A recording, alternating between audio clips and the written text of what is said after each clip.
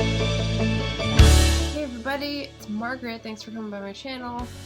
You're on BookTube, in case you didn't know. So, Margaret Pinard.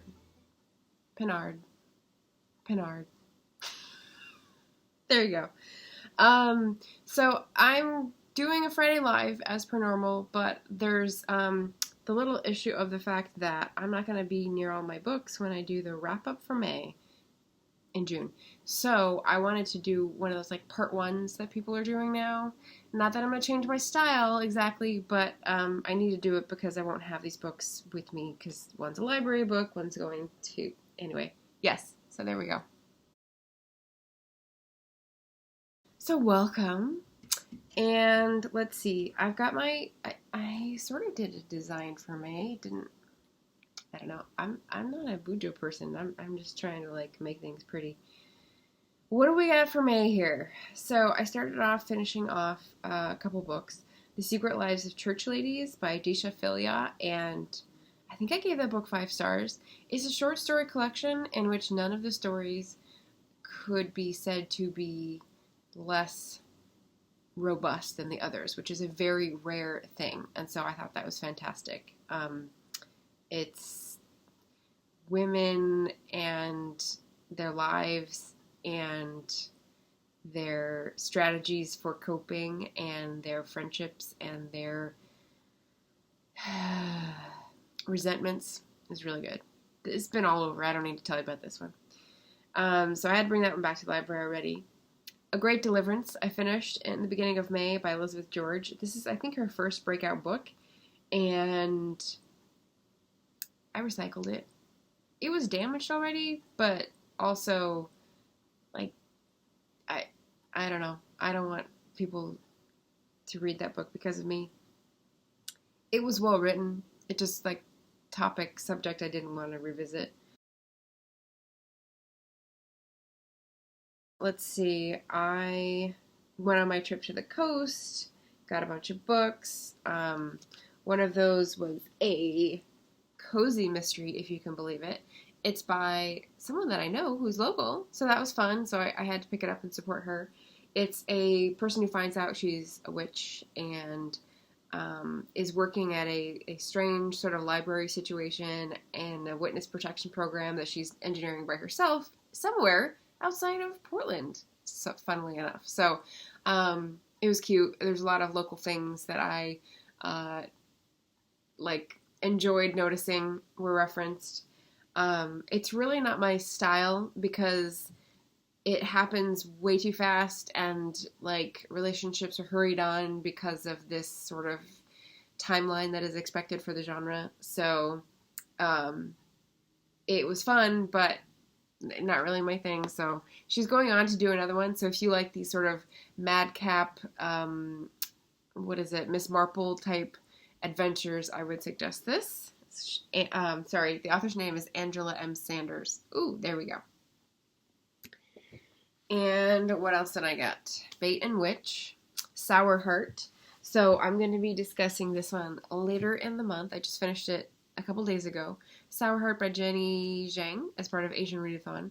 And I'm buddy reading it with Kim at Bookmarks and Breadsticks. I'm going to be part of her spectacular coming back after a little break from BookTube. So hopefully she'll be well rested and moved and settled and everything.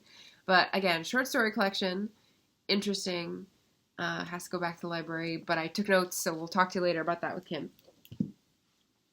Next I have If Walls Could Talk by Lucy Worsley, which I have not finished. Recipe for Persuasion by Sonali Dev.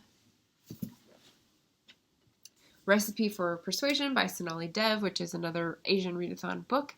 This one concerns Indian immigrants in America, in Austen retellings, I should say. So this one is persuasion, second chance romance, misunderstandings, class backgrounds, family trauma, interesting things.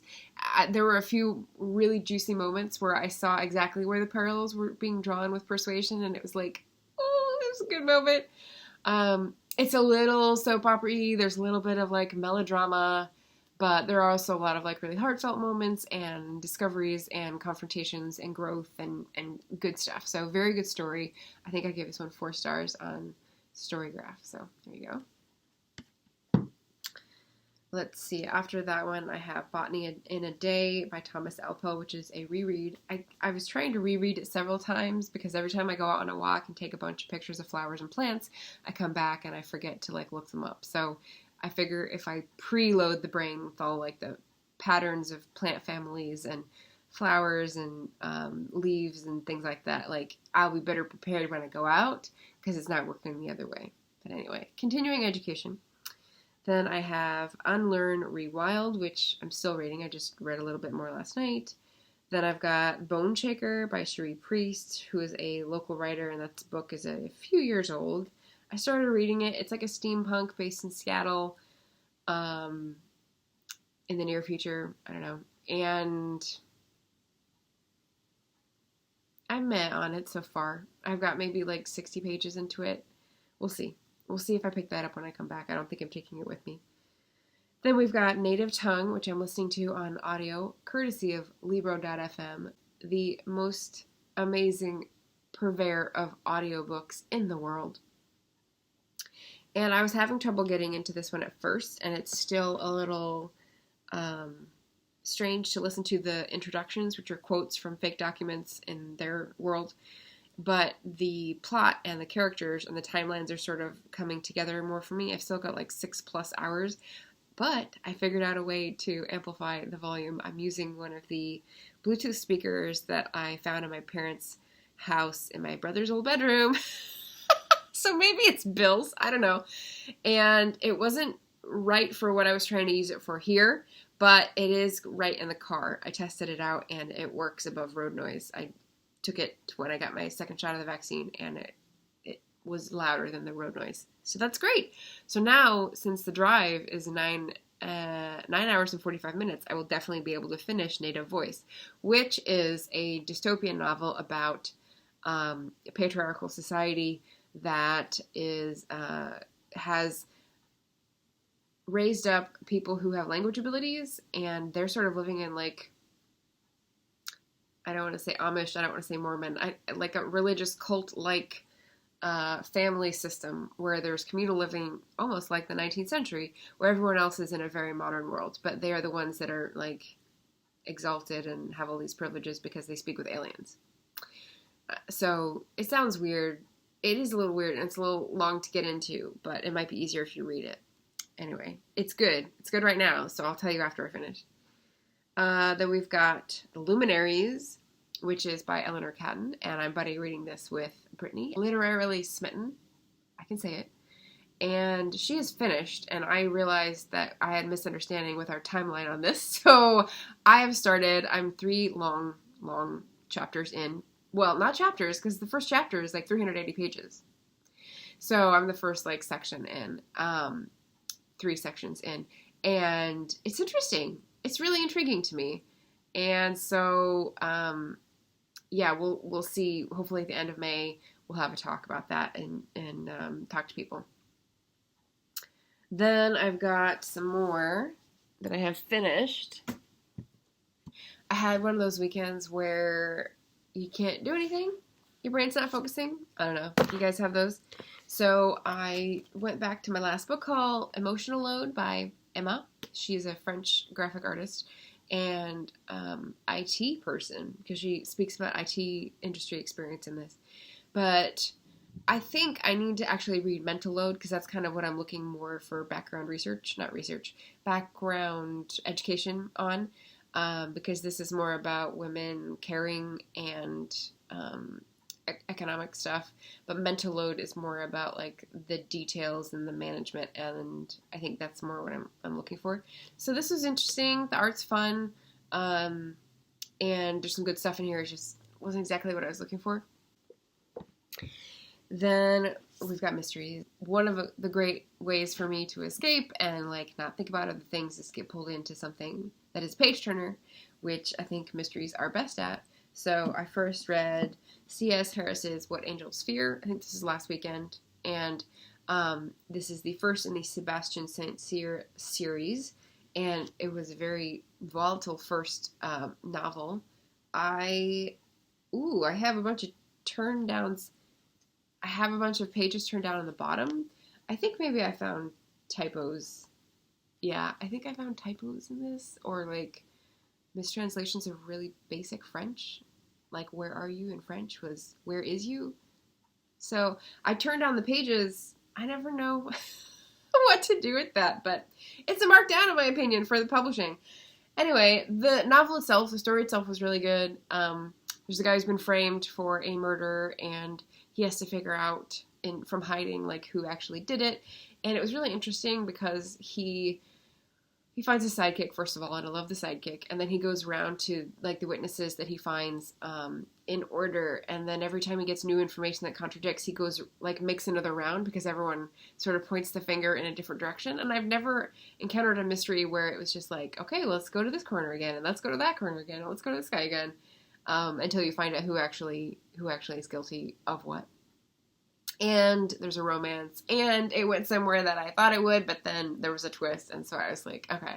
So there's some very good craft going on in this book, no matter what the proofreader might have effed up. So that was my first great mystery last weekend. And the second one was a bit bigger, a bit more of a chunker. This is also the first in a series. These books, this I got from another read-through for Independent Bookstore Day. And this one I picked up at Beach Books in Seaside, Oregon for Trip to the Coast Day. So it is the first in the Lane Winslow series. It's called A Killer in King's Cove. And this is based in British Columbia. But it's historical, so it's right after World War II. And the deal is the character Lane Winslow is a former intelligence officer for the Brits. And she's come this far because she's trying to get away from all that stuff, her past history, and start new. So she's in British Columbia, but then a dead guy turns up in her creek. And so now she has to investigate, and it turns out she's the suspect. So it's actually pretty similar. They're both like people turned into detectives based on the fact that they're the prime suspect. So interesting that I got those at the same time. I actually listened to Iona Whishaw, the author of this series, because she was talking with Stephanie Barron about having spies and intelligence people in your novels, because Stephanie Barron worked as a CIA intelligence officer for several years, and Iona Whishaw has family members. I think her mom and her grandfather worked as intelligence officers or operatives, as you see if you... I'll look up the video and put it down in the description too, because it was a really great conversation from two great authors. So there you go. So that is 1, 2, 3, 4, 5, 6, 7, 8, 9... I don't know. A bunch of books for the first part of May, so it's looking good for a good reading month. Consequently, you will not be surprised to know that editing is at a standstill. We're still at the midpoint.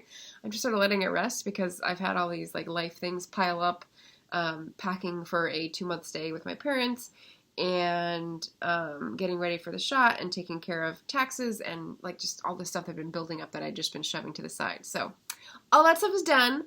Yesterday, I had the like reaction to the second shot and like fever and chills and whatnot, and so I just chilled on the couch and watched Netflix.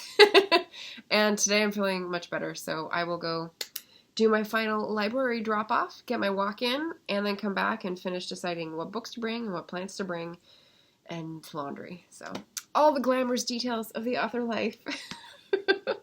So thanks for watching. Look forward to your comments below, and I'll see you in the live, because this will be a premiere tomorrow. So there we go. Talk to you guys soon. Bye.